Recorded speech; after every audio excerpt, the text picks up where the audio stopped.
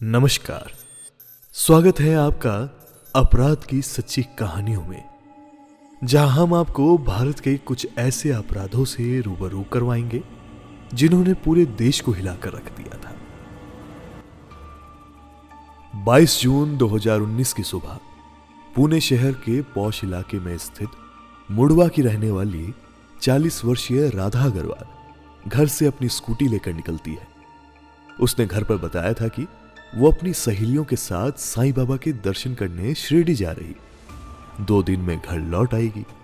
घर से निकलते समय वो अपने साथ सारे गहने ले जाती है। जब वो 25 जून तक नहीं लौटी तो पति किशोर चंद्र अग्रवाल ने उसका फोन मिलाया, लेकिन राधा का फोन स्विच ऑफ आया। राधा के 16 वर्षीय बेटे मानव अग्रवाल ने इस बारे में अपनी मां की सहेलियों से बात की, तो उन्होंने बताया कि वो तो शिरडी गई ही नहीं थी, ना ही उन्हें राधा के शिरडी जाने की कोई जानकारी है। राधा की सहेलियों से ये जानकारी मिलने पर परिवार के लोग परेशान हो गए, क्योंकि उस दिन राधा अग्रवाल गहने पहन कर गई थी, इसलिए उनकी चिंता और बढ़ गई। 25 जून की शाम को ही मानव अग्रवाल अपने 3-4 सगे संबंधियों के साथ थाना मंडवा पहुंच गया। उसने वहां मौजूद थाना प्रभारी संपतराव भोसले को अपनी मां के लापता होने की विस्तार से जानकारी दे दी।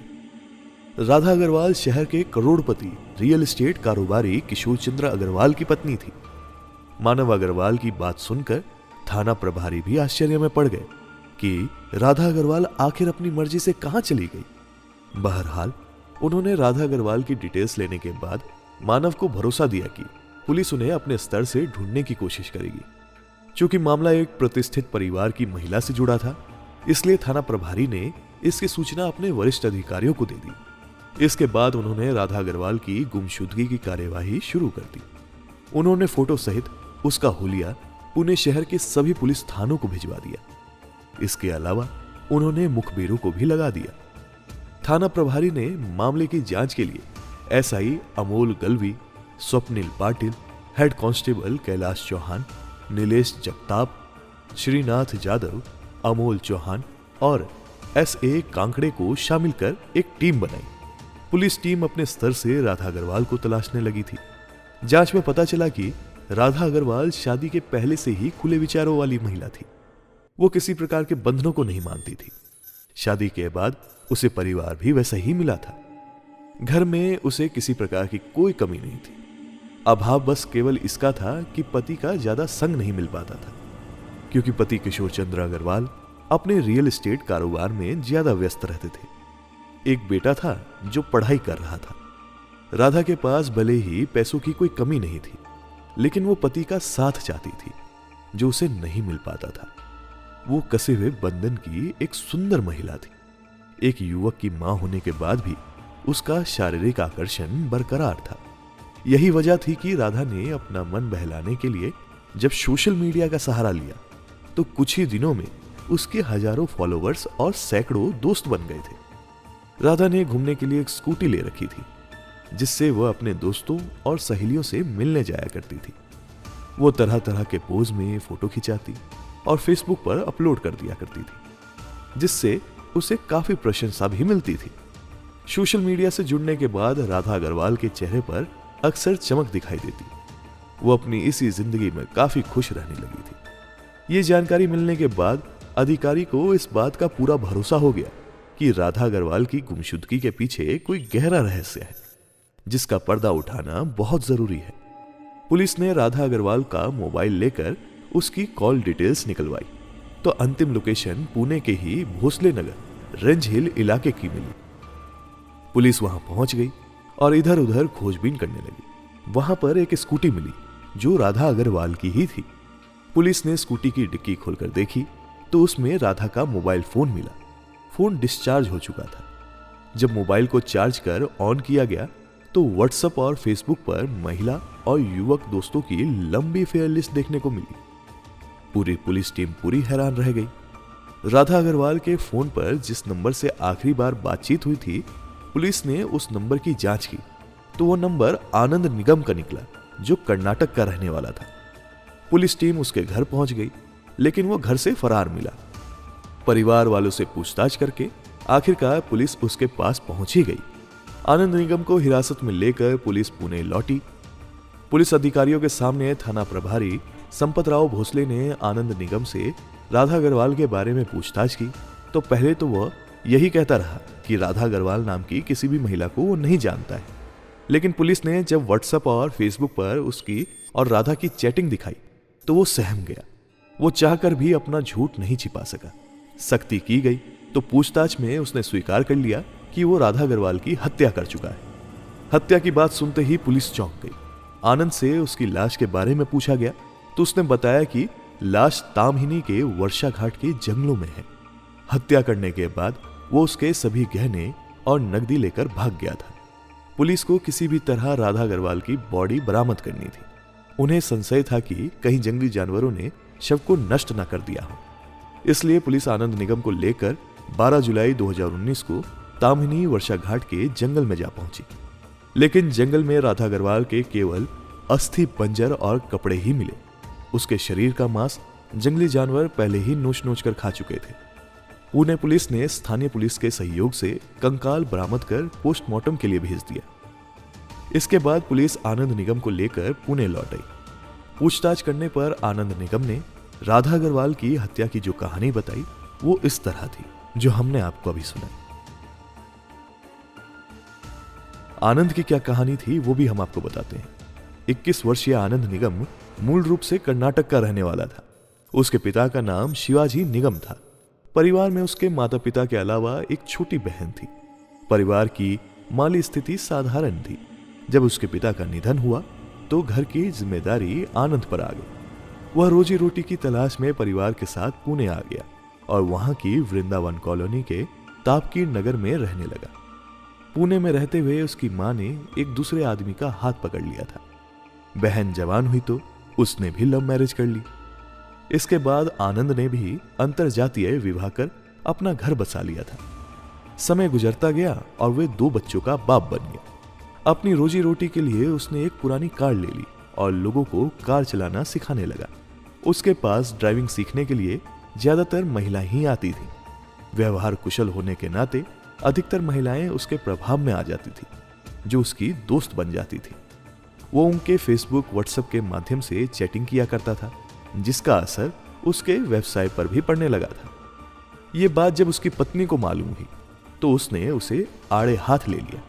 विवाद इतना बढ़ गया कि उसे अपना कार ड्राइविंग का धंधा बंद करना पड़ा। इसके बाद उसे परिवार चलाने के लिए कोई काम तो करना ही था, तो उसने अपने जान पहचान वालों और दोस्तों से ब्याज पर पैसे लेकर भोसले नगर के रेंज हिल इलाके में एक टी स्टॉल शुरू कर दिया। स्टॉल पर वो बीड़ी सिगरेट भी बेचता था। इस काम में उसकी मां भी मदद किया करती थी। पूरा दिन खपाने के बाद भी इस काम में कोई खास आमदनी नहीं हो पाती थी। घर का खर्च भी बहुत मुश्किल से चल पाता था। ऐसे में उसे कर्ज उतारना भी मुश्किल हो गया था। नतीजा यह हुआ कि उसका कर्ज बढ़ते बढ़ते 2 लाख के करीब पहुंच गया। वो इसी चिंता में रहता कि कर्ज कैसे उतारा जाए। आनंद सोशल साइट्स पर एक्टिव रहता था। एक दिन उसने फेसबुक पर राधा अग्रवाल का प्रोफाइल देखा तो उस पर मोहित हो गया। उसने बिना देर किए फ्रेंड रिक्वेस्ट भेज दी। राधा अग्रवाल ने भी आनंद निगम का फोटो देखते ही उसकी फ्रेंड रिक्वेस्ट स्वीकार कर ली। हालांकि राधा अग्रवाल और आनंद निगम की उम्र में काफी अंतर था। राधा अग्रवाल आनंद निगम से करीब 10 साल बड़ी थी, लेकिन दोनों को इससे कोई फर्क नहीं पड़ा। कुछ दिनों की चैटिंग के दौरान दोनों में गहरी दोस्ती हो गई और धीरे धीरे वे एक दूसरे के करीब आने लगे।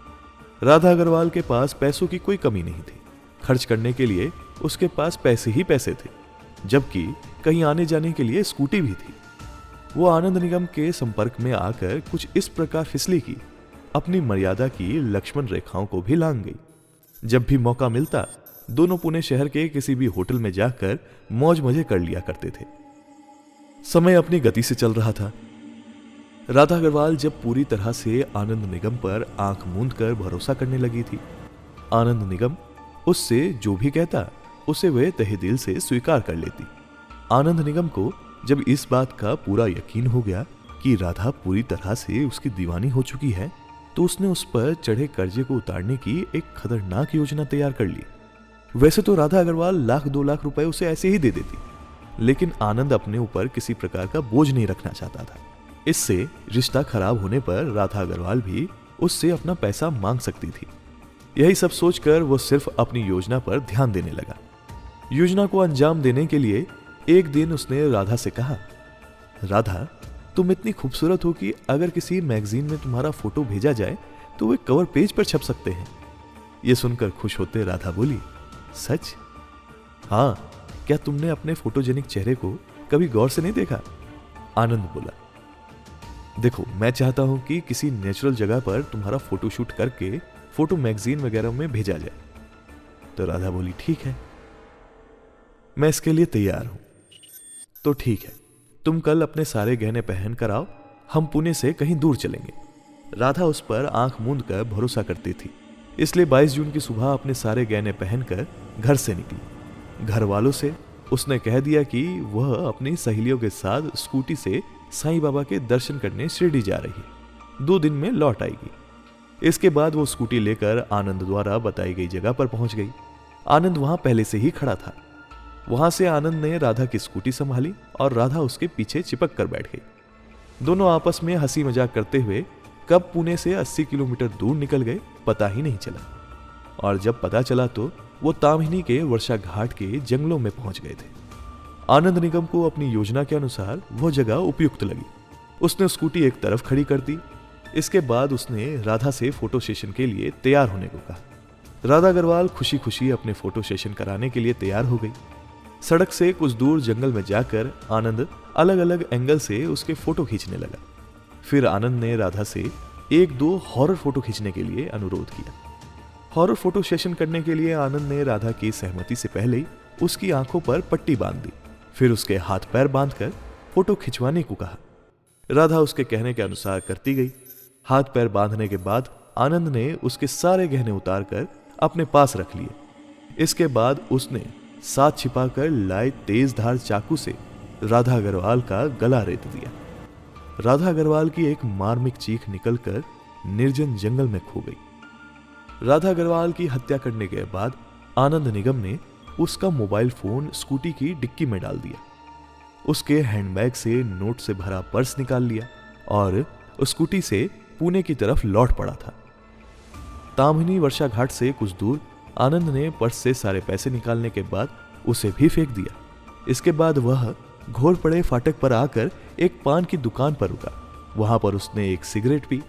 वहां से आनंद निगम अपने घर ना जाकर सीधे अपने टी स्टॉल पर पहुंचा। उस समय रात का 1 बजा था। चारों तरफ सन्नाटा था। उसने राधा की स्कूटी अपने टी स्टॉल के पीछे खड़ी कर चाकू टी स्टॉल के अंदर छिपा दिया। फिर वह निश्चिंत होकर अपने घर चला गया। 2 दिन निकल जाने के बाद राधा अग्रवाल के लूटे गए गहनों में से 7 तोले सोने के गहनों को वो अपने एक रिश्तेदार के यहाँ छिपा कर रखाया। बाकी बचे गहनों को ज्वेलर्स के यहाँ बेचकर अपना सारा कर्ज उतार दिया। इतना करने के बाद वो पुणे शहर को छोड़कर कर्नाटक में अपने गांव निकल गया।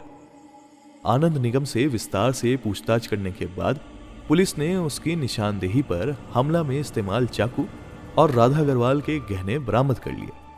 उसे भानदवी की धारा 302, 201, 363, 364 ए के तहत गिरफ्तार कर कोर्ट में पेश किया गया, जहां से उसे पुणे की यड़वड़ा जेल भेज दिया गया था।